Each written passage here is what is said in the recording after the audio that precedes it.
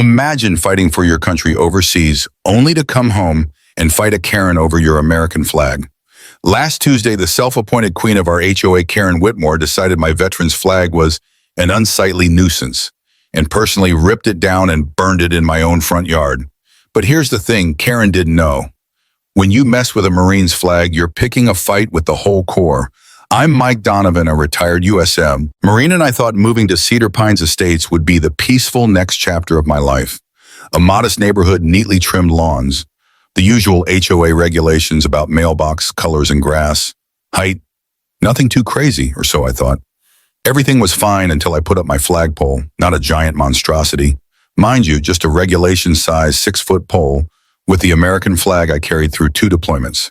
That flag has more battle scars than most HOA board members combined. Enter Karen Whitmore, self-proclaimed enforcer of community aesthetics. Within a week, I started getting HOA violation notices, unauthorized installation, unsightly display, threat to neighborhood harmony. Right? Because nothing says threat like the stars and stripes waving in a light breeze. I tried reasoning with her. I pointed out the Freedom to Display the American Flag Act of 2005, which literally makes it illegal for HOAs to ban flags. Karen. She smirked and said, "Our bylaws are stricter than federal law." You heard that right? According to Karen, Cedar Pines, HOA was now its own sovereign nation. When warnings didn't scare me, the fines started piling up. $50, $100, $250 per day. I refused to back down. That flag wasn't coming down. Not for Karen, not for anyone. So Karen escalated. One afternoon while I was at my VA appointment, she and 2 HOA board members armed with ladders and righteous indignation came onto my private property, ripped the flag down and set it on fire right there in the driveway. Neighbors watched.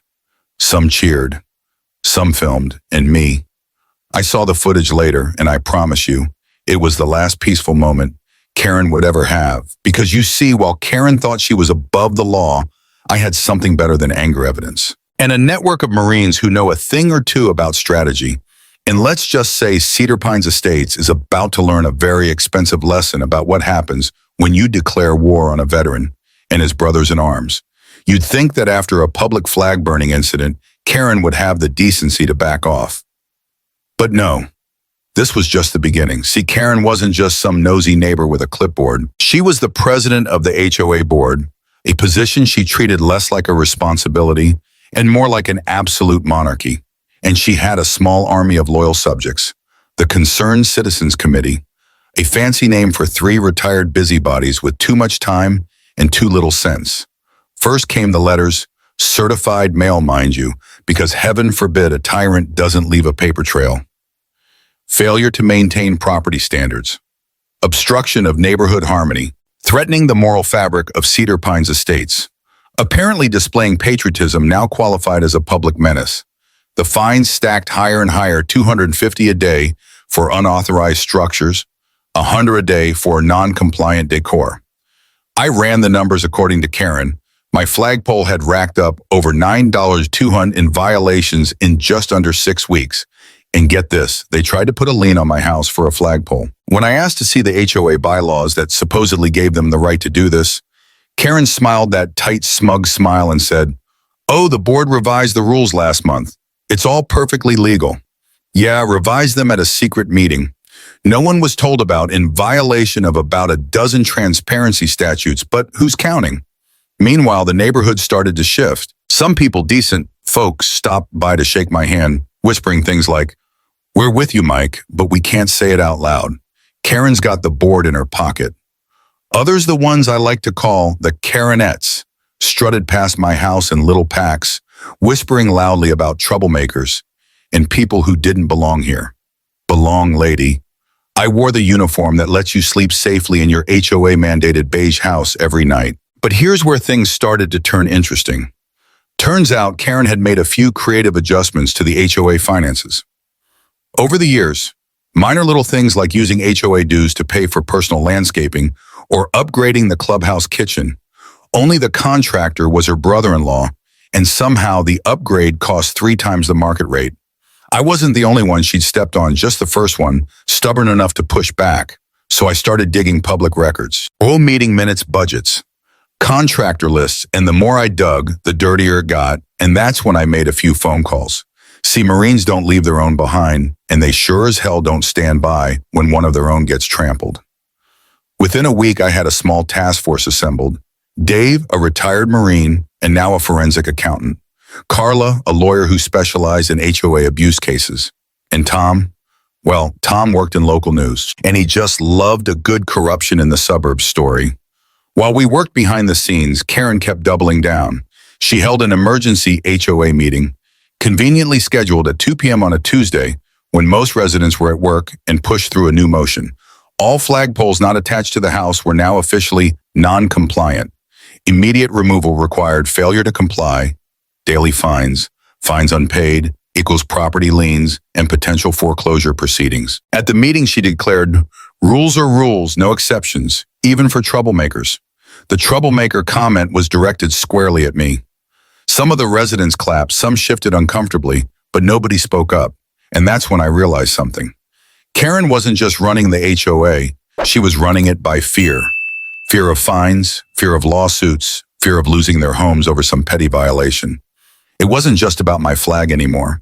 It was about standing up to a bully. So I made my move. The very next day, I filed an official complaint with the Department of Housing and Urban Development violations of the Freedom to Display the American Flag Act, discriminatory practices against veterans, misuse of HOA funds.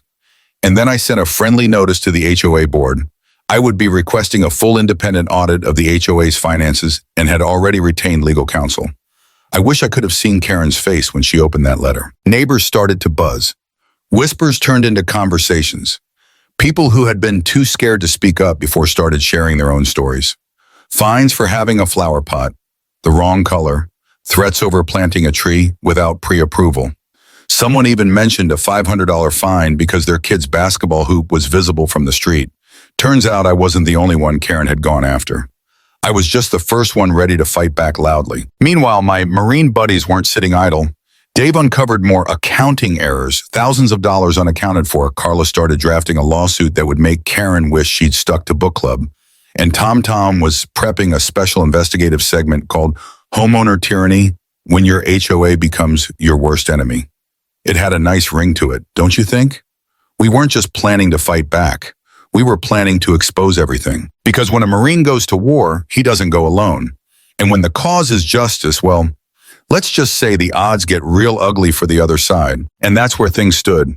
Karen thought she could bully me into silence. She thought she could fine me, shame me, humiliate me. Instead, she woke a sleeping giant, and the first volley had just been fired. You know, looking back, I almost feel sorry for Karen. Almost because the next phase, it wasn't just about me anymore.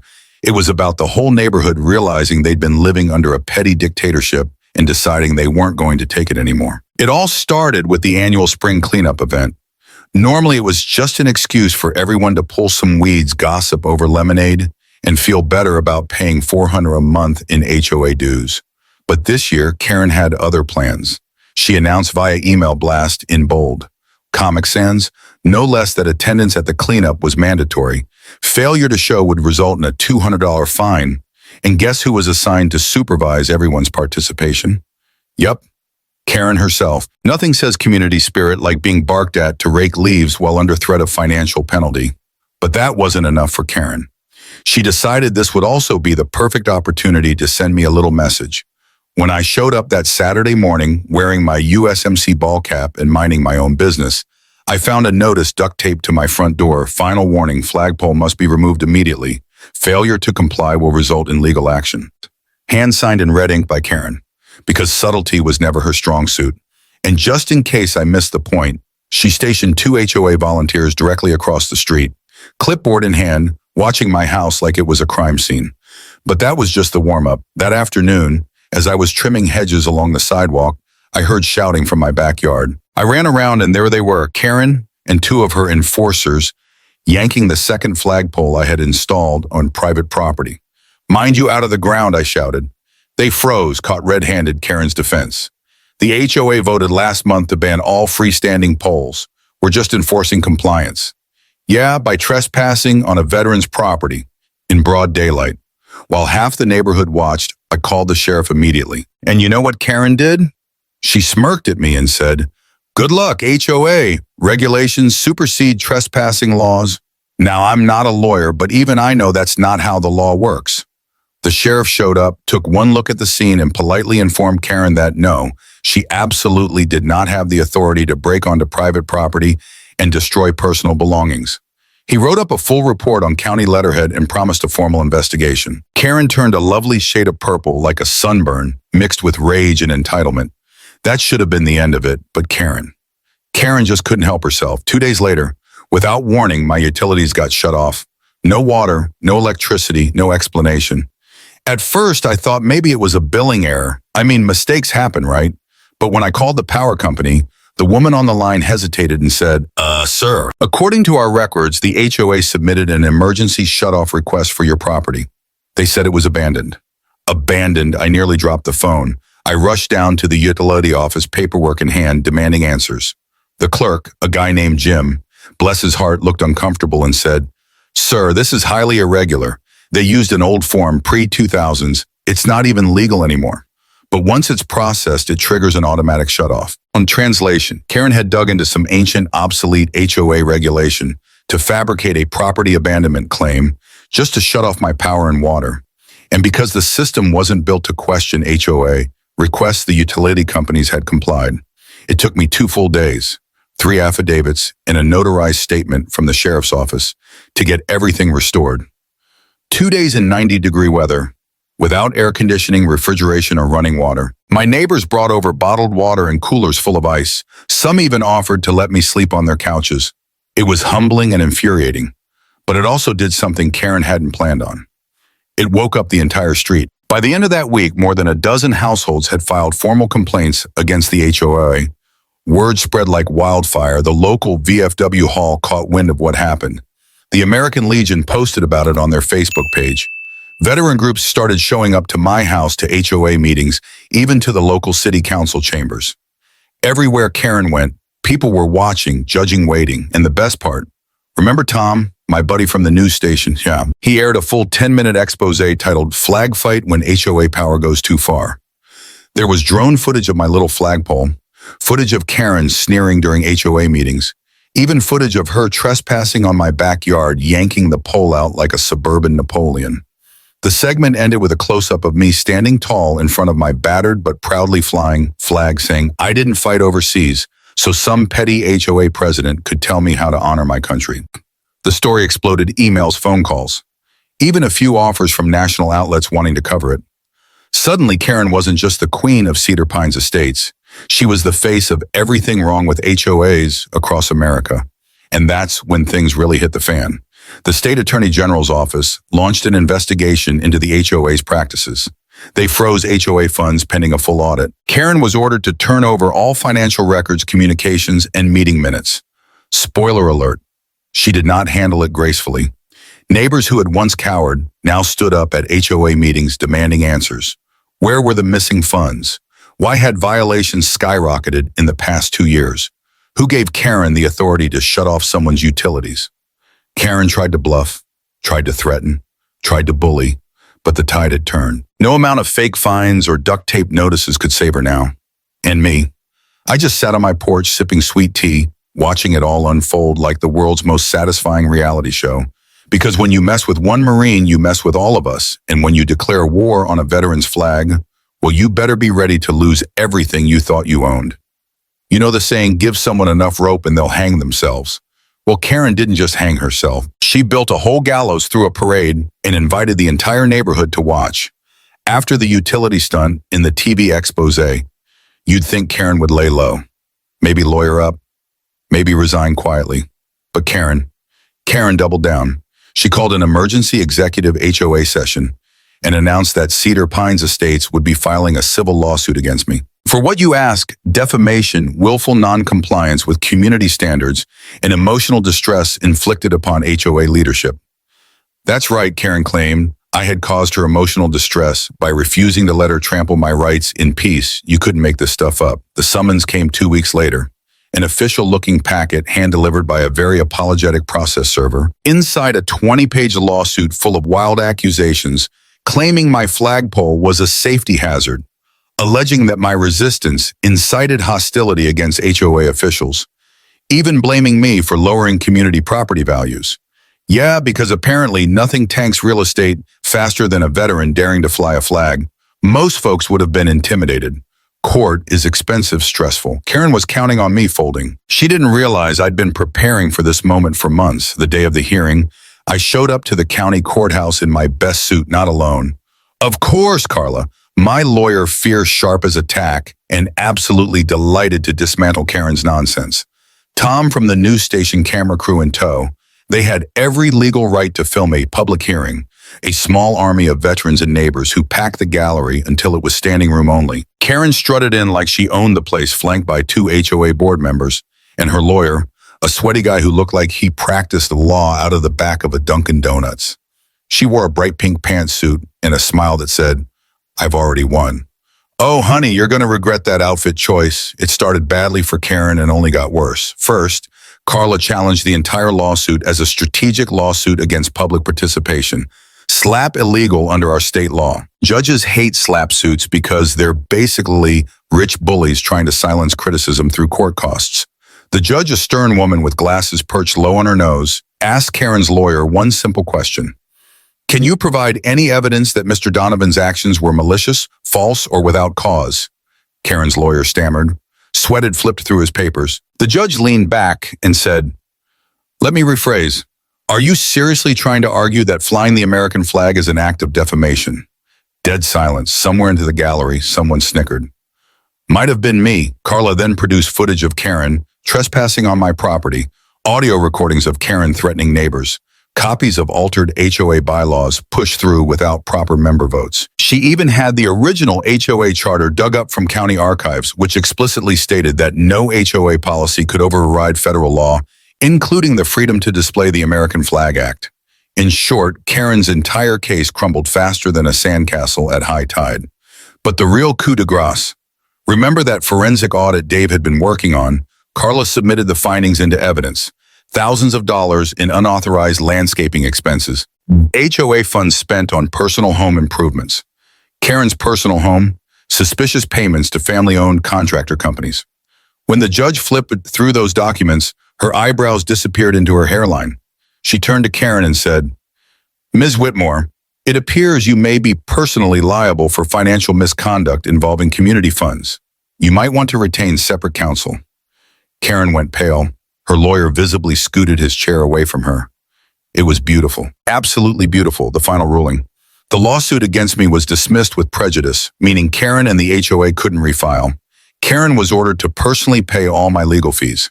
A criminal investigation into HOA financial misconduct was formally recommended to the district attorney's office. But wait, it gets better. The judge also ordered a mandatory HOA leadership election supervised by a neutral third party. Every resident would get to vote anonymously fairly on whether Karen and her cronies should stay in office care. To guess how that turned out. Election day felt like a festival. American flags everywhere.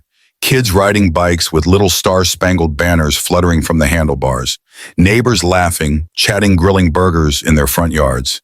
And Karen. Karen stood alone at the clubhouse entrance, handing out pathetic little flyers titled "Save Our HOA." Not a single person took one. When the final votes were counted, it wasn't even close. Voted to immediately remove Karen and the entire board. Voted to install a new board led by a mix of veterans, retirees, and longtime residents who actually gave a damn about the community. Karen was escorted out of the clubhouse by a sheriff's deputy, purely for her own safety. Of course, she sobbed, screamed, threatened lawsuits. Nobody cared. The tyranny of Karen Whitmore was officially over. And me, I got a special honor that night. During the neighborhood BBQ that followed the new HOA president, a sweet lady named Mrs. Jenkins, who baked the world's best peach cobbler, presented me with a framed certificate in grateful appreciation for standing tall when others were afraid. Underneath in bold red letters, Semper Fi. There wasn't a dry eye in sight. There wasn't a Karen. Last I heard, she sold her house at a loss and moved 2 towns over. Word has it, she tried running for their HOA board too. Didn't even make it past the first meeting. Turns out reputations like burned flags don't rebuild themselves overnight. And my flag, it still flies proudly on that 6-foot pole. Every morning I step outside, salute it, and remind myself that some battles are worth fighting no matter how small they seem. Because sometimes it's not about the flag. It's about what it stands for. And no, Karen can never burn that down. You ever breathe a sigh of relief so deep it feels like it rattles your bones. That's what it felt like the morning after the election. Cedar Pines Estates, this quiet little neighborhood we all once loved, was finally free. No more bogus violation, notices taped to mailboxes. No more secret fines. No more HOA meetings that felt like military tribunals. For the first time in years, people weren't peeking through blinds, worried about who was watching. They were outside chatting, laughing, living, and I finally got to do something I'd been dreaming about since this whole mess began. Lower my old battered flag and raise a brand new one. We held a small ceremony that Saturday. Nothing fancy, just neighbors, friends, veterans, and a few kids on bicycles. I stood at the new flagpole, hands steady, heart full. Someone played the national anthem on a scratched-up speaker. A couple of folks saluted. One old Marine in the back cried and didn't bother to hide it. We raised that flag together. A fresh, crisp, beautiful American flag, snapping proudly in the breeze. No HOA rule, no tyrant, no Karen to tear it down again. It felt like reclaiming something. Not just my right to fly a flag, but the very soul of the neighborhood. The new HOA board wasted no time. Within the first month, they threw out all the illegal fines Karen had levied, refunded homeowners who had been wrongly charged out of Karen's personal restitution fund, no less drafted a new transparent set of community guidelines with actual resident input, this time, established open monthly meetings where anyone could speak up, no appointment needed. They even set up a Veterans Honor Garden near the clubhouse, a quiet patch of green space with a stone monument engraved with the names of every veteran who lived in Cedar Pines Estates. My name was there too, tucked modestly among dozens of others. Funny thing about freedom, once people taste it, they don't settle for anything less. The changes went beyond the HOA. Neighbors who barely nodded at each other before were now hosting block parties, swapping gardening tips, organizing 4th of July parades. Kids chalked murals across sidewalks, bright, colorful explosions of stars and flags and clumsy eagles. At night, you could walk through Cedar Pines and smell barbecue, smoke, hear music, laughter, the clink of lemonade glasses. It was what a neighborhood was supposed to be. Not perfect, not polished, just real. And in its own messy, beautiful way. Patriotic as hell, as for me. Life finally settled down the lean. Karen had tried to place on my house, wiped clean, my utilities, rock solid. The fines erased along with every bogus citation. And that flag. It's still there today, lit properly at night, lowered respectfully at dusk, raised proudly at dawn. Sometimes I catch folks stopping by to salute it as they walk their dogs. One guy even leaves a single yellow rose by the pole. Every Memorial Day never met him. Don't need to. Some things speak louder than words. Karen, on the other hand, well, rumor has it she's renting a condo 3 towns over in a complex with no HOA authority. Apparently, after her debacle made the local news rounds, she couldn't get elected as assistant secretary of a knitting club, much less an HOA board. Justice doesn't always come in the form of handcuffs and prison bars. Sometimes it comes as permanent humiliation, and honestly, that feels just about right. One night, not long after the dust settled, I found myself sitting on my front porch watching a summer storm roll in, clouds stacked high like gray mountains. Lightning flickered on the horizon. The flag snapped sharply in the wind, defiant strong. Mrs. Jenkins, the new HOA president, wandered over carrying a plate of cookies. She plopped down in the chair next to me, sighed, and said, "You know, Mike, you didn't just save your own home, you saved all of us. You reminded us that rules matter, but only when they serve the people, not control them." I didn't know what to say. Still don't. Sometimes the biggest victories aren't loud. They're quiet. A neighbor's smile, a kid learning what the flag really stands for. Not just some piece of cloth, but sacrifice, courage, stubborn, gritty hope. Before Mrs. Jenkins left, she handed me a small envelope. Inside was a note handwritten in careful cursive. "Thank you for your service, both abroad and here at home. Cedar Pines is proud to stand with you." Underneath about 24 signatures, neighbors from every street, every background, every walk of life, I kept that note. Still have it tucked inside my Bible next to my old service medals. Because wars aren't always fought overseas. Sometimes they're fought right here over lawns and mailboxes and flagpoles. And sometimes good people win, hosties. Cedar Pines Estates isn't just a place where people live. It's a place where people belong. You can see it in the community garden blooming with tomatoes and sunflowers. You can hear it in the Sunday potlucks, where casseroles outnumber chairs. You can feel it in the way folks wave real waves, not stiff, polite nods. We even have an annual Flag Day celebration now. Bounce houses for the kids, hot dogs and apple pie. A short ceremony, honoring the veterans. Every year I get asked to give a little speech. I keep it short. I tell them about a flag that once burned, and a neighborhood that nearly did too, about how freedom isn't free, but sometimes the fight isn't on foreign soil. It's right here in the small, stubborn choices we make every day. And then I remind them, justice might take its sweet time, but it always shows up. Looking back on everything that happened in Cedar Pines Estates, I've come to realize the real fight was never just about a flag. It was about the principles that flag stands for: freedom, integrity, community, and most of all, accountability. See, there's a dangerous myth, some people believe, that power, no matter how small, gives them the right to rule over others. Karen bought into that myth hard. She thought her little HOA title gave her license to bully, to punish, to tear down whatever didn't fit her narrow vision. But what she forgot, and what every good leader knows, is that real authority isn't about control. It's about service. Leaders aren't supposed to lord over their communities. They're supposed to serve them, protect them, stand up for them when no one else will. Karen wasn't a bad person because she wanted clean sidewalks and nice lawns. She became a bad person when she decided her preferences mattered more than anyone else's rights. And once she crossed that line, there was no coming back. If there's one thing this whole crazy chapter taught me, it's this: you have to stand up even when it's uncomfortable, even when you stand alone, because the moment you let fear silence you or convenience tempt you into looking the other way, that's the moment the bullies win, and bullies never stop at just one victim.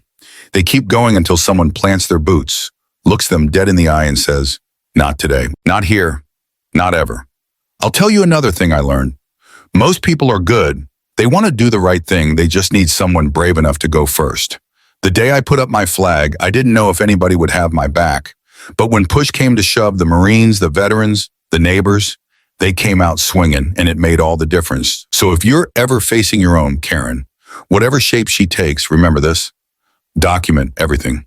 Know your rights. Build your alliances.